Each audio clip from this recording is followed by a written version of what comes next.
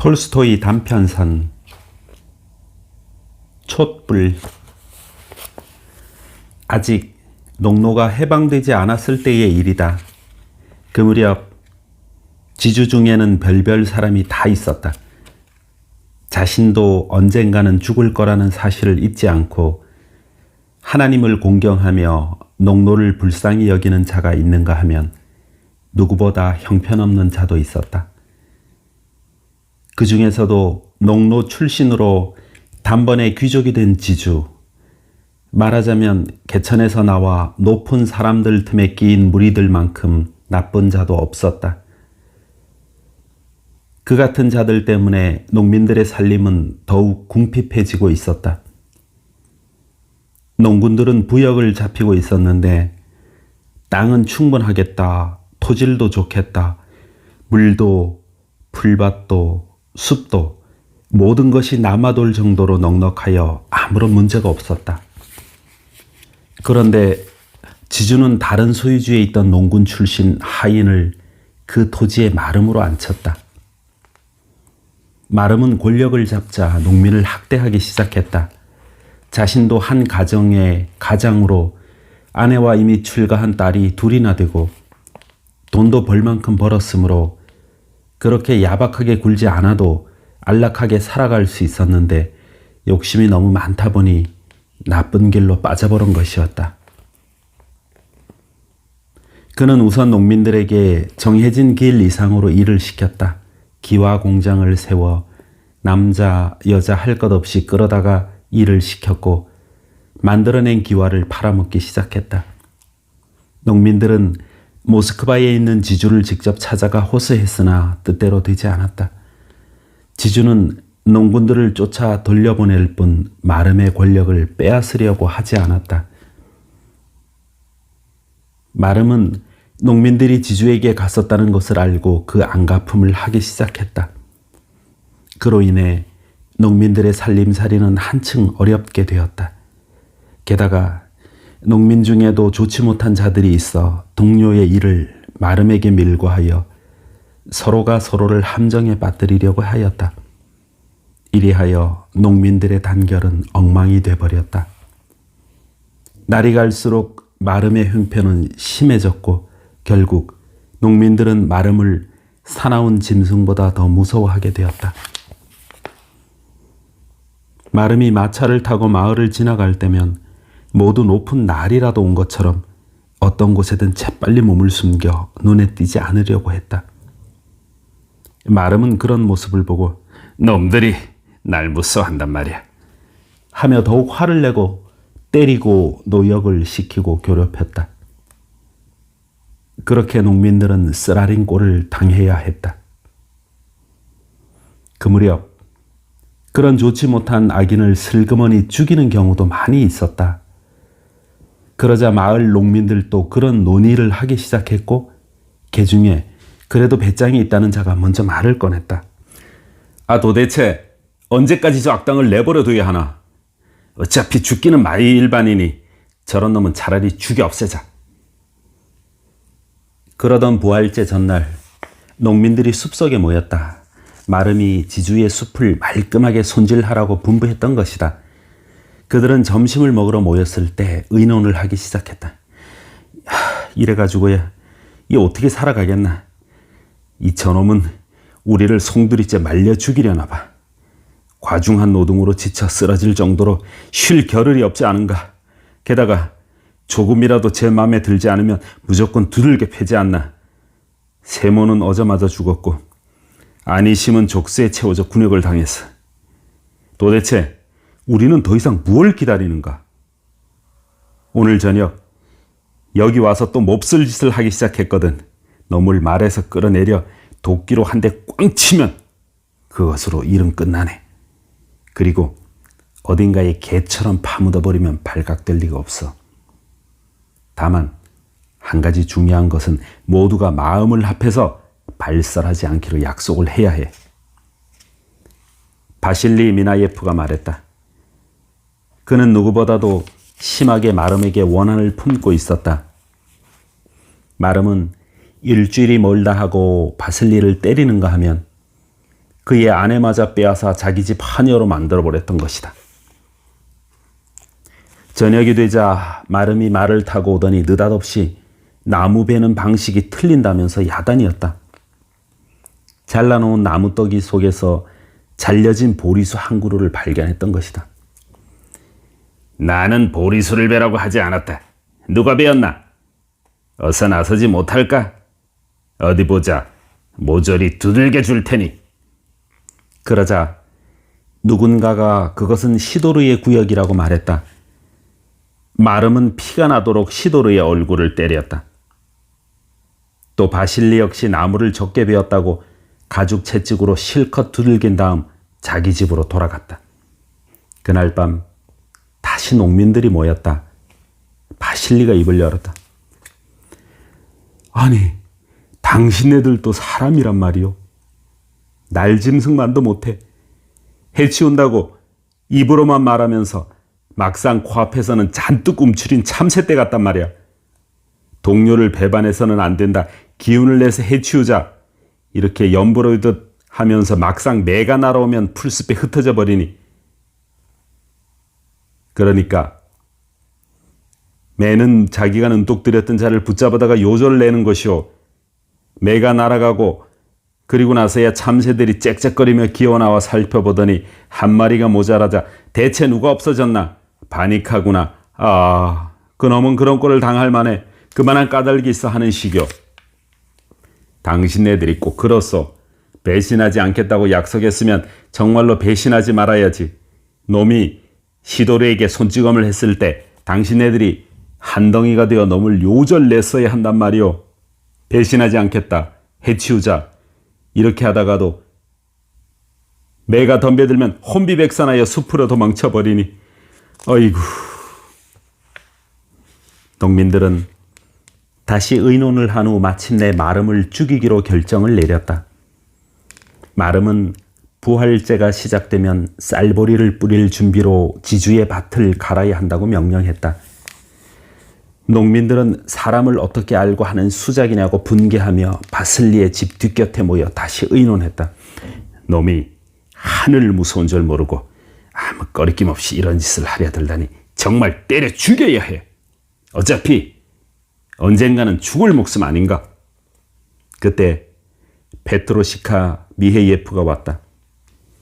그는 온화한 사나이로 이제까지 농민들의 모임에 한 번도 나오지 않았는데 이날 처음으로 와서 사람들의 이야기를 듣더니 이렇게 말했다. 당신네들은 정말 엄청난 일을 생각하고 있군요. 사람을 죽이는 것은 엄청난 일이라오. 목숨 하나 죽이는 것은 수월하겠지만 죽인 사람의 영혼은 어떻게 될 것 같소? 놈이 나쁜 짓을 했다면 우리가 손을 쓰지 않더라도 천벌이 기다리고 있을 것이오. 여러분들은 참아야 하오. 그 말을 들은 바실리는 화가 머리끝까지 치밀었다. 뭐야? 이 잘난 체하기는 사람을 죽이는 게 죄라고? 그래. 죄라는 건 잘 알고 있지만 우리는 반드시 그를 죽이겠다. 그놈도 인간인가? 정말 착한 사람을 죽이는 것은 죄임에 틀림없지만 그런 개만도 못한 놈을 죽이는 건 하나님의 분부다. 인간을 불쌍하게 여긴다면 미친 개는 죽어야 해. 죽이지 않으면 더욱 큰 죄를 거듭할 뿐이야. 놈이 사람을 때린 생각을 하면 이가 갈려. 우리가 놈을 죽이는 것은 다른 사람들을 위해서야. 모두가 감사할 게 틀림없어. 그런 걸 우리가 안 됐다는 둥 어떻다는 둥 하며 결단을 내리지 못하고 있으면 놈은 우리를 모조리 패 죽이고 말 거야. 자넨 당치도 않은 걱정을 하고 있어. 페트로시카 도대체 뭔가? 그렇다면 그리스도의 축제일에 일하러 가는 것이 죄가 되지 않는다는 말인가? 그렇게 말하는 자네부터도 일하러 가지 않을걸? 안 가긴 왜 안 가나? 가라면 밭을 갈러 가야지. 가고 싶으면 가고 싫으면 안 가는 게 아니니까. 누가 나쁜지는 하나님께서 다 알고 계시네. 우리는 오직 하나님을 잊지 말아야 돼. 여보게들, 나는 말이지 내 생각을 말하고 있는 것이 아니라네. 만약에 악을 악으로 뿌리 뽑을 수 있었다면 하나님께서 그와 같은 본을 보여주셨을 테지만 우리에게 가르치신 건 그게 아니야. 우리가 악을 악으로 다스리려 할수록 그 악은 이쪽으로 옮겨오네. 사람을 죽이는 것은 수월한 일이지만 그 피는 자신의 영혼에 달라붙네. 사람을 죽인다는 것은 자신의 영혼을 피투성이로 만드는 일일세. 그것은 결국 자기 자신의 마음을 나쁘게 만드는 것이라네. 재난에는 지고 들어가야 하네. 그러면 재난 쪽에서도 져줄 걸세. 이렇게 하여 농민들은 선뜻 결정을 보지 못했다. 의견이 분분하여 바실리처럼 생각하는 자가 있는가 하면 죄를 짓지 말고 견뎌내는 편이 좋다고 생각하는 자도 있었기 때문이다. 농민들이 부활제 전야 축하 행사를 끝마치고 나자 반장은 마름 미하일 셰면위치의 명령으로 내일은 농민들 모두 쌀보리 씨를 뿌릴 밭을 가려고 공고하였다. 그렇게 해서 이튿날 아침 농민들은 모두 가래와 삽을 들고 나가 밭을 갈기 시작했다. 교회에서는 아침 기도 시간을 알리는 종이 울리고 사람들은 여기저기에서 축제일을 축하하고 있었지만 이곳 농민들은 밭일을 해야 했다. 미하일은 늦게 잠에서 깨어 농원을 둘러보러 나갔다. 그의 아내와 과부가 된 딸은 곱게 차려입고 하인에게 마차를 준비시켜 기도식에 참여하다가 돌아왔다. 미하일은 집으로 돌아와 차를 마신 다음 담배 연기를 내뿜으면서 반장을 불렀다. 그래, 농민들을 밭으로 내보냈나? 네, 미하일 셔머니치님. 어때? 다들 나왔던가? 모두 나왔습니다. 제가 장소도 전부 지정해 주었습니다. 장소를 정해준 건 좋은데 제대로 잘 하고 있는지 모르겠군. 지금 가서 살펴보게. 점심때 내가 직접 나가 볼 테니까 둘씩 짝을 지어 3,000평씩 일구도록 아주 잘 일구라고 일러. 만약 소홀한 점이 발견되면 축제일이라고 해서 용서하지 않을 테니까. 네, 잘 알겠습니다. 그렇게 말하고 나가는 반장을 미하일은 다시 불러들였다. 그리고는 가던 사람을 불러들이기는 했으나 무슨 곤란한 말이라도 하려는 것인지 머뭇거리는 것이었다. 그는 한참을 망설인 뒤 이렇게 말했다. 그리고 저 또 한 가지, 그 도둑놈들이 내 말을 어떻게 하는지 자네가 슬쩍 들어보게. 욕하고 흉본 이야기는 모두 내게 들려줘. 나는 그놈들을 너무나 잘 알고 있지. 일하기는 싫어하고 그냥 놀고만 싶어하는 족속이니까. 먹고 마시고 노는 일만 좋아하고 바깔 때를 놓치면 일을 그르친다는 생각은 하지 않는단 말이야. 그러니까 누가 뭐라고 했는지 놈들이 짓거리는 말을 모조리 내게 보고하도록 하게. 나는 그걸 알아두지 않으면 안 되니까. 자, 어서 가보라고. 그리고 숨김없이 내게 말해줘야 해. 알았나? 반장은 발길을 돌려 말을 타고 농민들이 일하는 밭을 향해 갔다. 미하일의 아내는 남편이 반장과 이야기하는 것을 듣고는 제발 그만두면 어떻겠냐고 간청했다. 마름의 아내는 온순하고 착한 마음씨를 가진 여자였는데 되도록 남편의 마음을 가라앉혀 농민들을 감싸려 했다. 여보, 그리스도의 대축제일이니 제발 죄스러운 짓은 하지 말고 농민들을 쉬게 해주세요. 미하일은 아내의 말을 들으려고도 하지 않고 웃음으로 넘겨버렸다.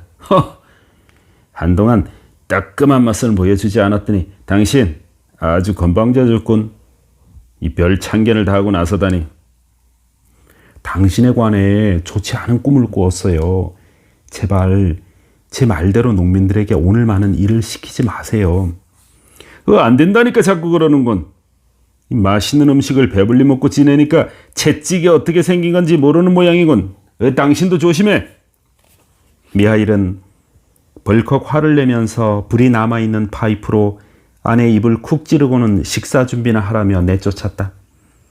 미하일은 어묵, 고기만두, 돼지고기 수프, 통돼지 구이와 위에다 볶은 국수를 먹고 버찌로 빚은 술을 마시고 달콤한 케이크를 먹은 다음 하녀를 불러 노래를 부르게 하고 자기도 기타를 가져다가 퉁기기 시작했다. 미하일은 거나한 기분으로 트림을 하면서 하녀와 함께 킬킬거리고 있을 때 반장이 들어왔다. 그는 허리를 굽혀 인사를 하고 난 후 들에서 있었던 일을 보고하기 시작했다. 그래, 어떤가? 잘하고 있던가? 오늘 할당해 준 일을 다 마치겠던가? 벌써 절반 이상 갈았습니다. 그래, 잘못된 것은 없던가? 그런 건 없습니다. 모두 겁쟁이라 시키는 대로 일하고 있습니다. 그래, 흙도 곱게 다지고 잘 다져져서 아주 고운 겨자씨 같습니다. 마름은 잠자코 듣다가 이윽고 물었다. 그래, 그런데 나에 대해 뭐라고들 하지? 욕을 하든가? 반장이 머뭇거리고 있자 미하일 셔머니치는 들은 대로 죄다 털어놓으라고 다그쳤다. 숨김없이 그대로 말해. 괜히 딴 걸로 꾸며대지 말고 놈들이 말한 대로 털어놓으란 말이야. 고지곧대로 말하면 상을 주지만 놈들을 감쌌다간 매로 대신할 테니 알아서 하게나. 야, 카추사. 이 사람에게 보드카 한 잔 주어라. 기운 좀 내게. 하녀가 반장에게 술을 가져다 주었다. 반장은 쭉 들이킨 다음 입 언저리를 닦았다. 어차피 마찬가지 아닌가. 이 사람을 욕한 게 내 탓은 아니잖아. 그냥 들은 대로 말해버리자. 그렇게 생각하고 반장은 용기를 내어 말문을 열기 시작했다. 저 모두들 불평을 하고 있더군요. 미하일 셔머니치님 아주 수군수군 말하더군요. 그래? 도대체 뭐라고 하던가? 어서 얘기해보게. 모두 같은 말을 하고 있었습니다. 마름 양반은 하나님을 공경하지 않는다나요? 마름은 웃음을 터뜨렸다. 누가 그런 말을 누가 했지? 하나하나 말해주게. 바실리는 뭐라고 했나? 반장은 동료들을 나쁘게 말하고 싶지는 않았으나 바실리와는 예전부터 사이가 좋지 않았기 때문에 서심없이 말했다. 바실리는 누구보다도 가장 욕을 많이 하고 있었습니다. 대체 뭐라고 하던가? 어서 말해보게. 입에 담기조차 무서울 정도인데 그 작자는 필시 개처럼 죽을 게 틀림없다고 말하고 있었습니다. 응? 장하군. 그러면서 왜 진작 날 죽이지 않은 거지? 아무래도 미처 손이 돌아가지 않았던 모양이군. 좋아. 바실리, 내 농가는 당장 계산을 할 테니까 다음에 치슈카는? 그놈도 역시 뭐라고 했겠지? 네, 모두 고약한 말들을 하고 있습니다. 그러니까 뭐라고 했느냐 말이야. 이거 원 입에 올리기조차 지저분해서 어디. 도대체 뭐가 지저분한가? 겁낼 것 없어. 말하라니까. 그 작자의 배가 툭 터져서 창자가 나와 튀어나왔으면 좋겠다고 했습니다. 미하일 셔머니치는 그만 껄껄 웃었다. 어느 쪽이 먼저 터질지 어디 두고 보자. 그건 누구였나? 치슈카인가? 네, 모두 좋은 말은 하지 않았고 욕을 하거나 협박죄의 말을 하고 있습니다. 그렇다면 페트로시카 미에예프는 어때? 너무 뭐랬지? 틀림없이 그 빌어먹을 놈도 욕지거리를 했으렸다. 아닙니다. 미하일 셔머니치님, 페트로시카는 욕 같은 건 하지 않았습니다. 농군들 중에서도 그 사나이만은 아무 말도 하지 않았습니다. 좀 색다른 놈이어서 저도 깜짝 놀랐습니다. 아니, 어떻다는 말인가? 도대체 무슨 짓을 했길래? 아니, 그저 모른다고밖에 할 말이 없습니다. 제가 곁으로 갔을 때 그는 쿠르킨 언덕에 경사지를 갈고 있었습니다. 가까이 다가가자 누군가의 노랫소리가 들렸습니다. 아주 가늘고 고운 목소리였죠. 게다가 가래 손잡이 사이에는 뭔가 반짝이는 게 보였습니다. 그래서 조그만 불빛 같아 보였습니다. 그래 바짝 다가가서 자세히 보니 저 교회에서 5코페이카에 파는 초를 가래의 가로대에 세워놓지 않았지 뭡니까? 그런데 그게 바람이 불어도 꺼지지 않는 곳이었습니다. 그는 새 외투를 입고 부지런히 밭을 갈면서 부활제 노래를 부르고 있었습니다. 가래를 휙 돌려도 힘껏 잡아당겨도 촛불은 꺼지지 않았습니다. 제가 보고 있는 앞에서 가래를 획 돌리고 손잡이를 꺾으면서 마구 밀고 나갔지만 촛불은 여전히 꺼지지 않고 타고 있었습니다. 그래? 뭐라고 하던가? 아무 말도 안 했습니다. 그냥 저를 보더니 부활제 인사를 하고 다시 노래를 불렀습니다. 자넨 그에게 뭐라고 했나? 저도 아무 말도 하지 않았습니다. 그때 농민들이 몰려와 베트로시카는 부활제에 들리를 했으니까 아무리 기도를 드려도 죄를 용서받을 수 없다면서 놀렸습니다. 그래? 그는 뭐라던가? 뭘요? 그는 그냥 땅에는 평화, 사람에게는 선한 마음이 있을지어다. 이렇게 했을 뿐 다시 가래에 손을 얹더니 말을 몰면서 낮은 목소리로 노래를 불렀습니다. 촛불은 여전히 꺼지지 않고 그대로 타고 있더군요. 미하일은 웃음을 그치고 기타를 노려놓은 채 생각에 잠기는 듯했다. 그리고 하녀도 반장도 물러가게 하고 커튼 뒤로 들어가 침대에 쓰러져서 한숨을 쉬며 끙끙거렸는데 그것은 마치 보리단을 실은 짐수레라도 끌고 가는 듯한 소리였다. 그때 아내가 들어와서 말을 걸었으나 그는 대답도 하지 않은 채 다만 그놈이 나를 이겼다. 이번에는 내 차례가 왔다. 이렇게 말할 뿐이었다. 아내가 타이르기 시작했다. 여보, 지금이라도 가서 농군들을 돌려보내세요. 그렇게 하면 아무 일 없을 테니까. 지금까지는 더 심한 짓을 하고도 태어나더니 이번에는 왜 그렇게 겁을 내는지 모르겠군요. 하지만 미하일은 계속해서 중얼거렸다. 나는 이제 틀렸어. 그놈이 이겼다. 아내는 더욱 목소리에 힘을 주어 말했다. 그놈이 이겼다? 그놈이 이겼다고만 하시면 무슨 소용이 있어요.